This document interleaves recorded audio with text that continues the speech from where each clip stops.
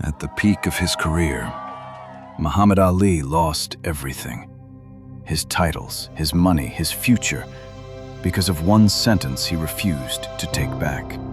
The cameras flashed, the reporters waited, and overnight, the most famous boxer in the world became the most hated man in America. And the consequences came fast. Muhammad Ali was stripped of his heavyweight championship. His boxing license was revoked. Promoters canceled fights. Sponsors disappeared. The arenas that once fought to host him suddenly closed their doors. The man who once filled arenas with thousands of cheering fans suddenly couldn't step into a ring anywhere in the country.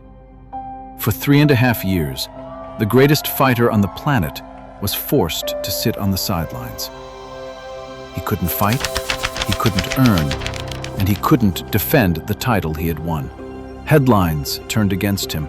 Television panels questioned his loyalty. Some people even burned his image in the streets. At just 25 years old, right in the prime of his career, Muhammad Ali was watching everything he had built slowly slip away. But while the world thought Muhammad Ali was finished, something else was happening behind the scenes. The ring had been taken away from him, but his voice hadn't. Instead of disappearing, Ali began traveling across the country, speaking at college campuses, standing before packed halls of students eager to hear why he made the decision he did. And slowly, the conversation began to change. But the real battle wasn't happening in front of microphones. It was happening inside him. Ali kept training in silence, day after day. Long road work before sunrise, endless rounds on the heavy bag, shadowboxing in empty gyms. Even though there was no fight scheduled, and no promise he would ever step into a ring again. To the world, it looked like the end. A champion in exile, his glory days behind him, his career fading away. But Ali didn't see an ending. He saw time. Time to prepare. Because deep down he believed something most people don't when life shuts a door. Sometimes the setback is the training ground. And if the opportunity ever came back, he would be ready. And eventually, the world had no choice but to let him back in. Muhammad Ali returned to the ring, but he wasn't the same man who had left. He was calmer, sharper, more dangerous. The years that looked like loss had become his advantage.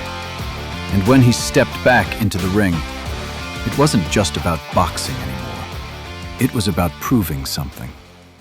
Because most people think success is about staying on top, about never falling behind. But Ali's story proves something else. Sometimes life will shut the door on you, take away your progress, strip you of everything you've built. And in that moment, it feels like the end. But it's not. It's a test. A test of what you do when no one is watching. When there's no reward, no guarantee things will ever come back. Most people wait, but a few prepare. So when the opportunity finally returns, they don't just step back in, they take over. The question is, when life shuts the door on you, will you wait or will you prepare? And if you are not following the Imaginarium, you'll probably never see us again. And if you are, congratulations. You are growing every day.